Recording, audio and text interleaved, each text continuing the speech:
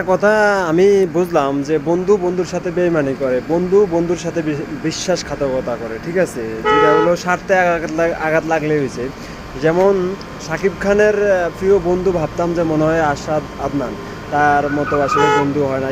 ইকবাল তার সাথে দুই নম্বরই করছে বা বিশ্বাসঘাতকতা করছে, যে দ্বিতীয় একজন আইছে আশাদ আদনান। কিন্তু আমি এইটা ভাই কালকে থেকে মানে আজকে দুদিন ধরে অবাক হয়ে যাই যে শেষ পর্যন্ত ওই দলে আশাদ আদনানও, যে আসলে তারে খুব ভালো লোক মনে করছি, ভদ্রলোক মনে করছি। আসলে দেখতে মানে সুন্দর হইলেই যে মানুষের ভিতরটা সুন্দর তা না। আর আসলে কখনো ভাবি নাই যে আশাদ আদনান যে এরকমটা করব। কি বলবো আসলে, মানে আমাদের মেগা স্টার মানে কিং খান শাকিব খান, তার বোঝা উচিত যে আসলেই এখানে তারে সবাই স্বার্থের জন্য ব্যবহার করে, কারণ স্বার্থ শেষ সবাই আপনারে দূরে ঠেলে দিতেছে। এই জন্যই কই মানে বি কেয়ারফুল, মানে সাবধানে থাকবেন আপনি। আর সবাইরে বুকে টেনে নেবেন না, ঠিক আছে?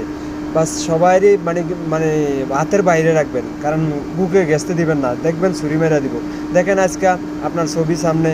আর মানে আমি দুনিয়াতে মানে ভাবি নাই কখন, আজকে দুই তিন দিন ধরে এটাই ভাবতেছি যে মানে ইকবাল কন আর যারা কন মানে চলচ্চিত্রের সবাই মানে এই কথাগুলো বললে মাইনে নিতাম, কিন্তু আমি কালকের থেকে কথাগুলো মানতে পারতেছি না যে আসলে এই আশাদ আদনান যে এই কথাগুলো বলতে পারবো বা তার দ্বারা এটা সম্ভব।